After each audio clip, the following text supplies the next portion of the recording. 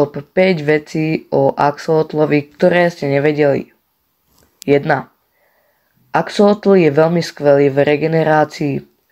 Axolotl má skvelú schopnosť, ktorú by som aj ja chcel mať. Dokáže regenerovať všetky časti svojho tela. Axolotlovi odpadne noha? V poriadku, dorastie mu zase. A toto môže urobiť aj s časťou mozgu aj srdca.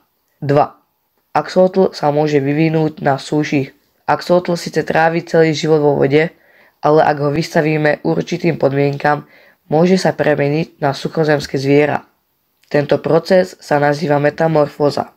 A hoci je veľmi zriedkavý, vedci zistili, keď axolotl dostane špeciálne hormóny, môže sa vyvinúť do suchozemskej formy podobnej salamandre. 3. Axolotl je optimista. Nechápeš? No pozri sa sám.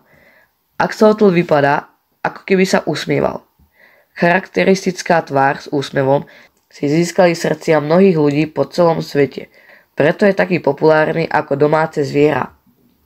4. Axolotl bohužiaľ nemôže dať like a napísať komentár. Je to smutná pravda. Ale vieš, kto môže? No predsa ty, tak tam hoď ten like a napíš koment.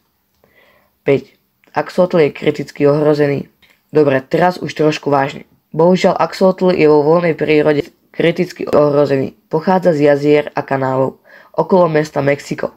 Áno, štát Mexiko si pomenoval hlavné mesto Mexiko. Kvôli znečisteniu a urbanizácii jeho počet drasticky klesá. Dnes ho voľne žijúceho nájdeme iba na pár miestach. No našťastie veľa ľudí ho chová ako domáce zviera, čím prispievajú k jeho zachovaniu. Toto bolo úžasných top 5 vecí, o ktorých ste nevedeli. Napíšte komentár, či by ste si axolotla kúpili, alebo dokonca ho máte.